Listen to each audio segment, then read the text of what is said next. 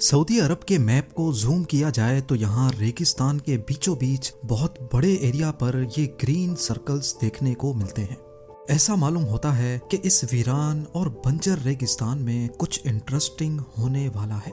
Zeme TV की videos में एक बार फिर से खुशामदीद। नाजरीन, गोबी डेजर्ट दुनिया का सबसे तेजी से बढ़ने वाला रेगिस्तान है। चाइना से लेकर मंगोलिया तक फैला हुआ ये रेगिस्तान हर साल 6000 स्क्वायर किलोमीटर हरी भरी जमीन निकलकर पीछे बंजर जमीन छोड़ रहा है। यही वजह है कि इतने बड़े लैंड एरिया में अब सिर्फ चंद हजार लोग ही रहते हैं। सिर्फ गोबी डेजर्ट ही नहीं है जो तेजी से फैल रहा हो, दुनिया में मौजूद तमाम रेगिस्तान ही आहिस्ता आहिस्ता फैल रहे हैं। और ऐसा होने की सबसे बड़ी वजह क्लाइमेट चेंज और ग्लोबल वार्मिंग है, जिसके किसी हद तक जिम्मेदार हम इंसान खुद हैं। दरख्तों को अपने मकसद के लिए काटना और धड़ाधड़ इंडस्ट्रीज लगाकर माहौल को खराब करना, ये इंसान की बनाई हुई ऐसी तबाही है जिसको डेजर्टिफिकेशन कहा जाता है।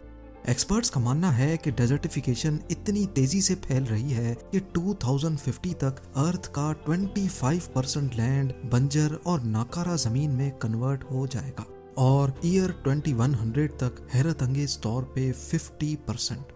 पर सिचुएशन इतनी खौफनाक भी नहीं है। इस सिचुएशन को सऊदी अरब ने जिस तरीके से हैंडल किया है, वाकई उसका कोई जवाब नहीं है। 1938 से पहले सऊदी अरब के साथ साथ तमाम अरब कंट्रीज इतनी वेल ऑफ नहीं हुआ करती थी, लेकिन उसके बाद जब यहाँ से तेल निकला और ग्लोबली ऑयल की डिमांड बढ़ती चली गई तो साथ साथ इनके बैंक बैलेंसेस में भी इजाफा होता गया। कई सालों तक तो इसी पैसे पे अयाशियां चलती रही। बड़े बड़े महलात, एक्स्ट्रा लग्जरी लाइफस्टाइल और पैसा इतना कि गिनने का टाइम भी नहीं था। ये सब कुछ ऑयल से मिलने वाले पैसों का नतीजा था, और ऑयल भी इतना जो खत्म होने का नाम भी नहीं ले रहा था। सऊदी अरब के पास आज भी इतने ऑयल रिजर्व्स हैं कि अगर वो दुनिया में एक्सपोर्ट ना करे तो अगले 221 सालों तक वो अपनी कंजम्पशन पूरी कर सकता है। लेकिन वो ऑयल ही तो है जिसको सेल करके, एक्सपोर्ट करके सऊदी आज इस मकाम पर खड़ा है। ऑयल एक्सपोर्ट करना सऊदी अरब की मजबूरी है, और ये बात देर से ही सही पर सऊदी अरब के लीडर्स को समझ आ ही गई। कई सालों तक सऊदी अरेबिया को किसी चीज की भी कमी महसूस नहीं होती थी। उनके पास इतनी बाइंग पावर है कि जरूरत की तमाम चीजें वो आसानी से इंपोर्ट कर लिया करते थे, जैसा कि खाना पीना, फ्रूट्स, वेजिटेबल्स और पानी।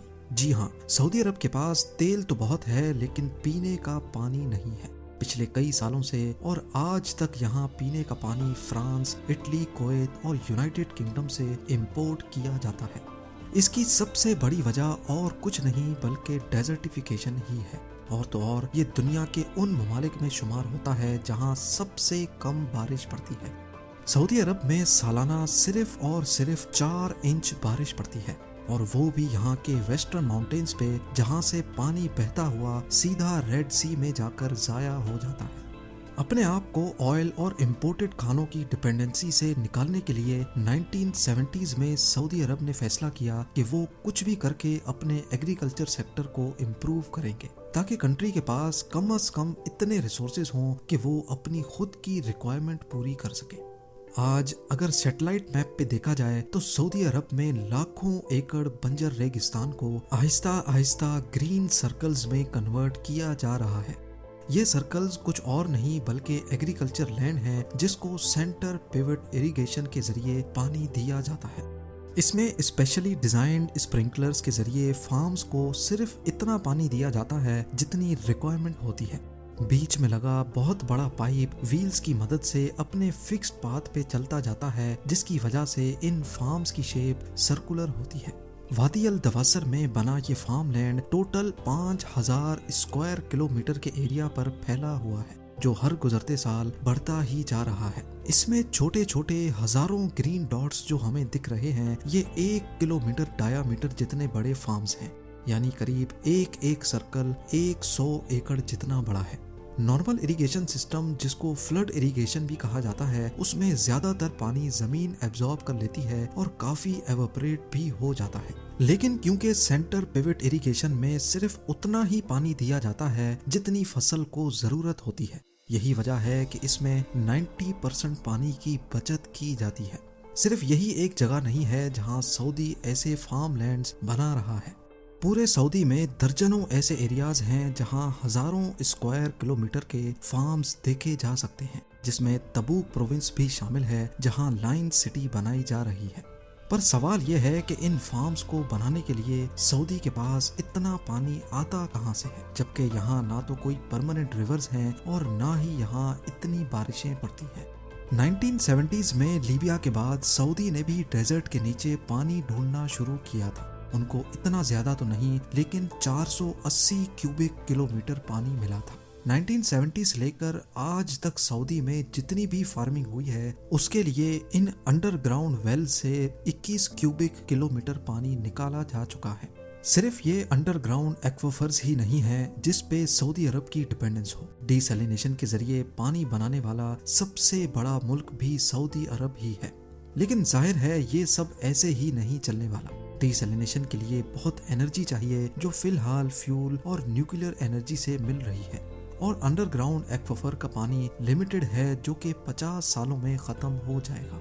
اسی مسئلے کے سولوشن کے لیے سعودی عرب کے ویسٹ کوسٹ پہ ایک نیا ایکسپیریمنٹ چل رہا ہے۔ ان پہاڑوں میں سالانہ بارش تو پڑتی ہے لیکن یہ پانی بہہ کر ریڈ سی میں چلا جاتا ہے۔ یہاں پر البیدہ پروجیکٹ کے نام سے ایک نیا ایکسپیریمنٹ کیا جا رہا ہے۔ ایک ایسا سسٹم بنایا گیا ہے جو پہاڑوں کو براؤن سے گرین میں بدل رہا ہے، اور وہ بھی فلیش فلڈز کے ذریعے۔ جی ہاں، ریسنٹلی سوشل میڈیا پر وائرل کلپ میں دیکھا گیا کہ بارش کا پانی دریا بن کر ریگستان سے گزر رہا ہے۔ یہ فلیش فلڈز سعودی کے ویسٹ میں 2-3 سالوں میں ایک مرتبہ آتے ہیں۔ البیدہ پروجیکٹ کی ٹیم نے چند ایکسپرٹس کے ساتھ مل کر اس پانی کو پہاڑوں میں ہی ٹریپ کرنے کا آئیڈیا پروپوز کیا تھا۔ پہاڑوں کے پانی کو ٹیریسز اور ڈیمز بنا کر روکا گیا اور ان پہاڑوں پر ہی ویجیٹیشن اسٹارٹ کی گئی۔ پانی جو پہلے اسپیڈ سے پہاڑوں سے گر کر سمندر میں چلا جاتا تھا، ٹیریسز بنانے کی وجہ سے اس کی اسپیڈ اب سلو ہو جاتی ہے اور ٹیریسز میں لگی ویجیٹیشن اس کو ایبزارب کر لیتی ہے۔ اس سے ہزاروں کیوبک میٹر پانی ضائع ہونے کے بجائے پہاڑوں کو گرین کر رہا ہے، جیسا کہ یہاں آپ دیکھ سکتے ہیں۔ اس کے ساتھ ساتھ ریگستان کو ہرا بھرا بنانے کے لیے اور زیادہ بارش برسانے کے لیے سعودی عرب ماس لیول پہ سولر اور ونڈ فارمز بھی لگا رہا ہے۔ لیکن سولر فارمز تو سورج کے ذریعے الیکٹریسٹی بناتے ہیں، ان کا بارش کے ساتھ کیا لینا دینا ہے؟ ایکسپرٹس کا ماننا ہے کہ ڈیزرٹ میں سولر فارمز لگانے سے الیکٹریسٹی تو بنتی ہی ہے، پر سورج کی شعاعیں سولر پینل سے ریفلیکٹ ہو کر ایٹماسفیئر کو گرم کرتی ہیں۔ ایٹماسفیئر میں موجود واٹر ویپرز گرمائش کی وجہ سے اوپر جاتے ہیں اور ٹھنڈی ہوا سے ٹکراتے ہیں، جس سے بارش پڑنے کا چانس بڑھ جاتا ہے۔ اسی طریقے سے ونڈ ٹربائنز بھی ہوا کو اوپر کی طرف پھینکتی ہیں۔ اس طریقے سے زیادہ تو نہیں لیکن سالانہ 5 سینٹی میٹر زیادہ بارش پڑے گی۔ جو علاقے بالکل بنجر پڑے ہیں وہاں کم از کم جنگلی جھاڑیاں پیدا ہو جائیں گی، جس سے ڈیزرٹیفیکیشن کو روکا جا سکتا ہے۔ اس بات میں تو کوئی شک نہیں کہ سعودی مشکل حالات سے لڑ کر ہزاروں نہیں لاکھوں گرین فارمز بنانے میں کامیاب ہو چکا ہے، اور یہ نمبرز ہر سال بڑھتے ہی جا رہے ہیں۔ 1960 میں جہاں سعودی کے پاس صرف 11,400 اسکوائر کلومیٹر فرٹائل لینڈ تھا، 50 سالوں کی محنت کے بعد اب یہاں 35,000 اسکوائر کلومیٹر ایریا پر صرف فارمز بنے ہیں۔ یہ ایریا اتنا ہی ہے جتنا بڑا تائیوان یا پھر بیلجیم ہے۔ آج سعودی عربیہ اتنا سیلف سفیشینٹ ہو گیا ہے کہ وہ انٹرنیشنل مارکیٹ میں کموڈیٹیز ایکسپورٹ بھی کر رہا ہے، جس میں کارنز، سویا بینز، ٹری نٹس، ویٹ اور رائس شامل ہیں۔ ڈیزرٹیفیکیشن پر قابو پانے کے لیے 2022 میں سعودی عرب نے 1,20,00,000 نئے درخت بھی لگائے ہیں۔ اپنی لائن سٹی پروجیکٹ کو نظر میں رکھتے ہوئے سعودی ایکسپرٹس کا اندازہ ہے کہ 2030 تک یہ درخت 2,25,000 ہیکٹیئرز ریگستان کی زمین کو گرین لینڈ میں کنورٹ کر پائیں گے۔ امید ہے زیم ٹی وی کی یہ ویڈیو بھی آپ لوگ بھرپور لائک اور شیئر کریں گے۔ آپ لوگوں کے پیار بھرے کامنٹس کا بے حد شکریہ۔ ملتے ہیں اگلی شاندار ویڈیو میں۔